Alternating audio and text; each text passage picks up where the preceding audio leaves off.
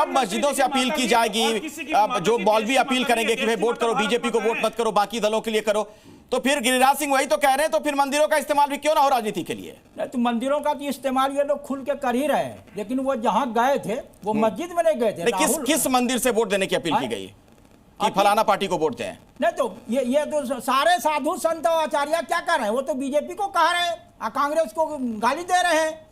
तो ये तो हो ही रहा है। वो तो शिक्षण संस्थान है ना, खानका रहमानी जो है, जामे रहमानी भी उसका नाम है।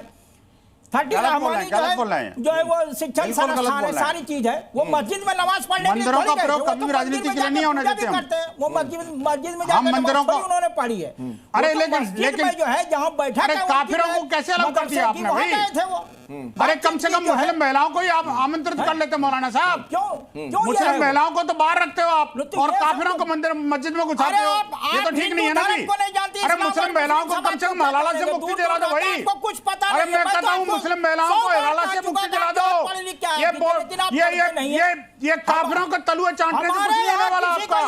ये काफिर आपके तलुए चाट रहे हैं, वो ठीक नहीं है।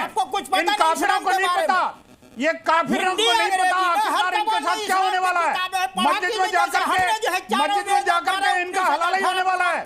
इन काफिरों को नहीं पता, ये काफिरों को नहीं पता कि मस्जिद में जाकर क्या होने वाला है। मेरे बात जो है 19 रामायण है, भारत महिलाओं को बुला लेते, ठीक है मेरी तरफ थे, आपको मालूम है इस्लाम काफिरों के साथ मिलवा देते उनको, काफिरों के साथ मिलवा देते, कम से कम हलाला से मुक्ति मिल जाती है और मस्जिदों में जाती है। अरे मुस्लिम महिलाओं को नहीं पूछते आप, मुस्लिम महिलाओं को मस्जिदों में नहीं घुसने दोगे आप, और ये काफिरों को घुसने दोगे आप? कमाल की बात है। अरे दो कौड़ी के लिए आप काफिरों को मस्जिदों में बुला रहे हो, अपनी महिलाओं को बाहर भगा रहे हो।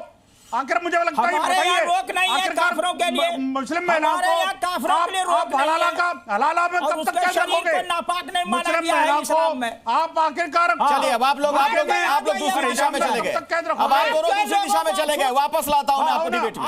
ठीक है, हो गया, आपकी बात हो गई, आपकी बात हो गई। ठीक है आनंद विजय जी, चलिए ठीक है। नोमानी साहब और बंसल साहब, नोमानी साहब और बंसल साहब, आप दोनों से गुजारिश है, अब थोड़ा सा धैर्य रखिए, धैर्य रखिए। ठीक है नोमानी साहब, हो गई आपकी बात, अब उत्तेजित मत होइए, आपकी बात हो गई। अनंत विजय जी, क्या यह बेहतर नहीं होता, जैसा कि अभी आरजेडी के प्रवक्ता थोड़ी देर पहले कह रहे थे, सर्वधर्म समभाव की बातें, संविधान की बातें, ये तो सबको पता है, भारत में हर धर्म के लोगों को आजादी है अपने अपने मजहब को, अपने धर्म को मानने की, अपनी मान्यताओं के हिसाब से चलने की। लेकिन जब ये राजनेता घूमना शुरू कर देते हैं मस्जिद में, मंदिर में, तो फिर वो सर्वधर्म समभाव वाली बात कहीं ना कहीं वो चीज पीछे तो रह जाती है ना। फिर तो ऐसा लगता है कि आप चुनाव के समय में जानबूझकर वहां जा रहे हैं ताकि आपको वहां से वोट मिले। अखिलेश जी, आपके प्रश्न का उत्तर दूं उसके पहले एक बड़ी दिलचस्प और रोचक जानकारी आपके दर्शकों को दे दूं। अभी मैं खानका मुंगेर की वेबसाइट पर गया, उस पर लिखा हुआ है कि खानका में लोग अपने पाप को अबेंडन करने के लिए आते हैं। तो पता नहीं राहुल जी और तेजस्वी जी इन लोगों ने कौन से पाप को, सिन को अबेंडन करने के लिए खानका गए थे, मुझे नहीं मालूम। ये उनकी वेबसाइट पर पहला मोटो लिखा, people come here to abandon the sins of their life. तो अब मुझे नहीं मालूम कि कौन सा पाप था, क्या था, हो सकता है गाली वाली के पहले गए थे शायद, तो वो मैं कुछ नहीं बोलता उस पर।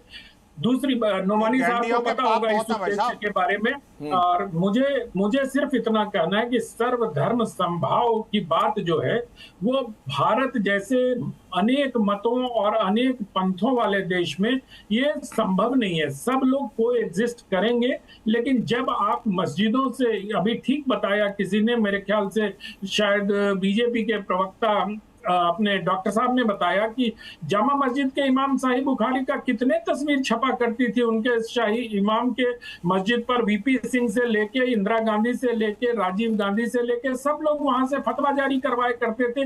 लोग कहते हैं कि फतवा का मतलब कुछ नहीं होता है, लेकिन आम बोलचाल की भाषा में फतवा वही कहा जाता है जिसको हैरत की बात है। नवानी साहब आपको पढ़े लिखे नहीं है ना, अहमद बुखारी जो है, अब अब्दुल्ला बुखारी मुफ्ती। ठीक है, आनंद जी की बात अधूरी रह जाएगी, जरा उनको बोलने दीजिए। ठीक है नोमानी साहब, एक मिनट है ना, तो उसको क्यों नहीं पता? ठीक है नोमानी साहब, आपकी बात हो गई। अहमद बुखारी ने बीजेपी के लिए अपील भी की है जिताने की जो है, उसको भी बोलिए। ठीक है आनंद जी, अपनी बात खत्म करिए। हाँ सर मैं तो सिर्फ ये कह रहा हूं कि ये प्रवृत्ति आज की नहीं है। इंदिरा गांधी जी प्रधानमंत्री पद पर रहते हुए बरेलवी मसलक के जो उनका जश्न हुआ था उसमें गई थी और दूरदर्शन ने उसको पूरा लाइव किया था।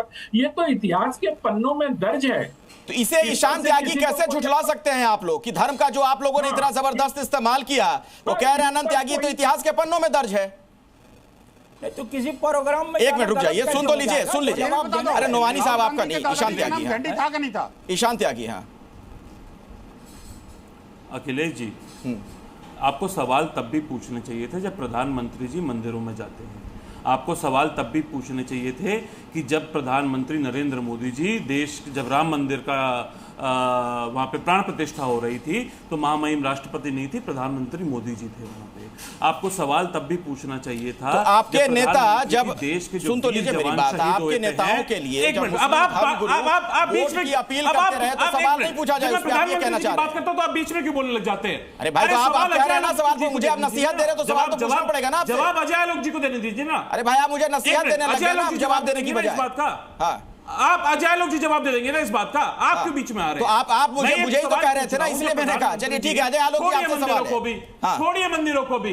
जब अजय आलोक जी जब प्रधानमंत्री जी देश के वीर जवान जो शहीद हो गए उनके नाम पे वोट मांगने का काम करते हैं। भाई मुझे कोई ऑब्जेक्शन नहीं है ईशान, आप जाइए मस्जिद। आपको पूछना चाहिए जहां आस्था होगी वहां जाएगा।